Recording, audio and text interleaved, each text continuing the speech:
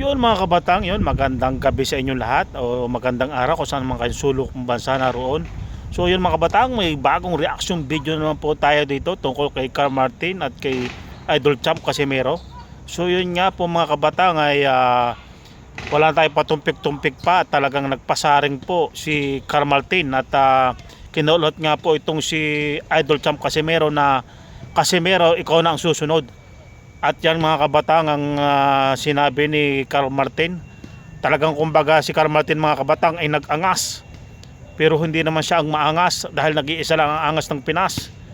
Si Cuadro Alas Casimero. At ito nga po ang sinabi ni sa Cuadro Alas, it's my boy. Ang mensahe ni Cuadro Alas, it's my boy ay binigyan lang naman si Carl Martin ng pang Noche Buena para may panghanda siya sa Pasko. Yun ang sabi niya. At mga kabatang, at ito pa, kung akong nakalaban mo ay sigurado nasa ospital ka ngayon. Yun ang sinabi ni Cuadro Alas my boy. Yan diyan sa page nakita natin yung mga mensahe at talagang kumbaga ay talagang nagkakainitin na.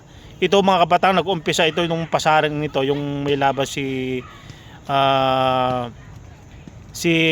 Idol Champ Casimero doon kay kay Sanchez na doon tungkol sa hindi nakuha ni Cuadro Alas yung ang timbang. So yun nga po, talagang nagkainit na. At ito pa ang sinabi ni Cuadro Alas, it's my boy,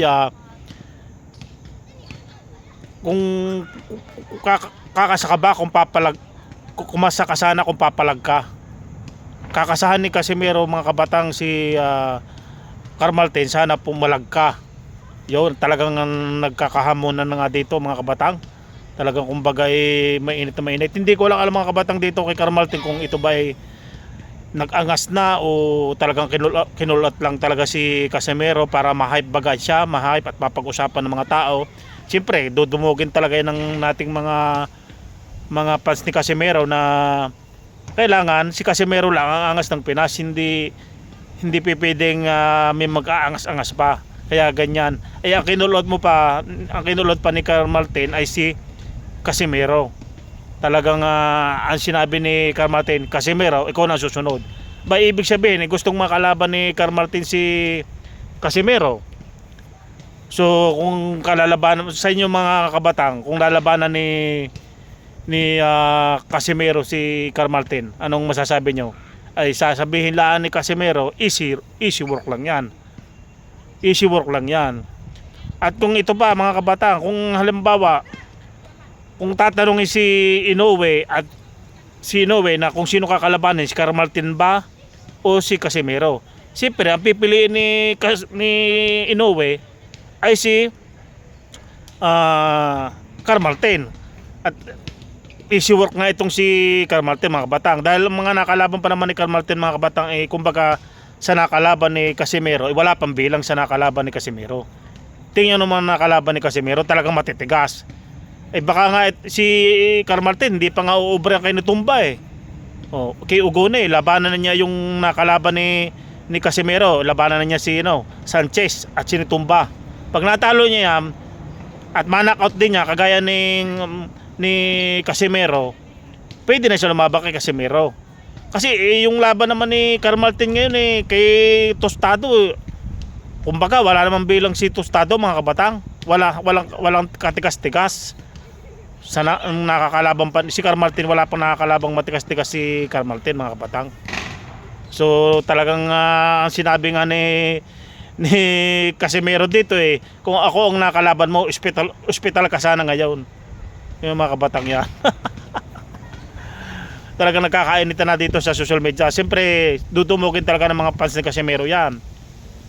Ang kinulot ba niya si Casimero immortal.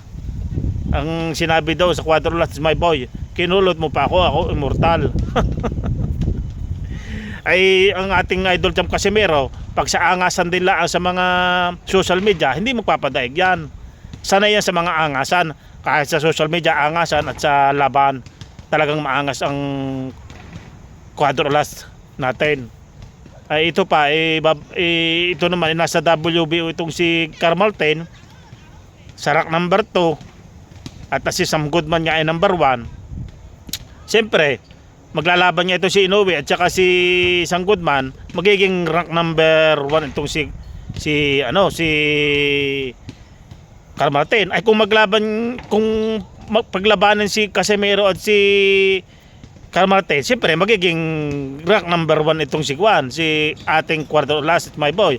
Sa tingin nyo naman, mananalo ba si Carl Martin kay Casimero? Alasahin ko, wala pang bilang si Carl Martin kay Casimero. Sa kung tutusin natin sa mga kung titingnan natin ang mga laban ni Casimero at laban ni Carl Martin, wala pa sa bilang ang si Carl Martin kay Casimero, mga kabatang. Kitang-kita niyo yung mga nilabanan ni Casimero. Talagang may bilang, talagang kakaiba ang nilabanan ni Casimero. Ay si Carl Martin, ano bang nakalaban niyang na talagang may bilang. At ito pa, lumaki na daw ang ulo ni Carl Martin, ay isa pa lamang bansa na napuntahan na laban. Talagang magkakainitan itong mga kabatang. At kanina nag-live nga din itong si Kuya Lods kanina sa Cuadro Alas my boy. Talagang nagpasaring na rin kay Carl Martin. Talagang kumbaga mainit na ito. Ay kung ito hindi tatantanan talaga, at ito ang pagkakaalam ko, nagpa-hype lang itong si Carl Martin. Ay nagkakamali siya kung pinahype lang niya yun. Kung pinahype lang, talagang dudumugin siya ng mga social media na fans ni Casimero, kagaya ko na kuwan. Dapat nag-angas siya nag-angas si Carl Martin ay, hindi pipili yung gayon. Iisa lang ang angas ng Pinas, si Cuadro Alas. Kaya talagang magpapalitan talaga tayo ng mga komentaryo dyan sa comment section. Papalitan tayo niyan. So tingin nyo mga kabatang, kung makakalaban ni Casimero si Carl Martin, sa tingin nyo, sigurado kasi si Carl Martin bagsak yan, knockout yan mga kabatang. Si tingin nyo si Carl Martin at Sinutumba, sinong mas matigas si Carl Martin at Sinutumba? Sinong mas matigas, si Saul Sanchez o si Carl Martin? Sa tingin nyo mga kabatang, kung sinong matigas dyan?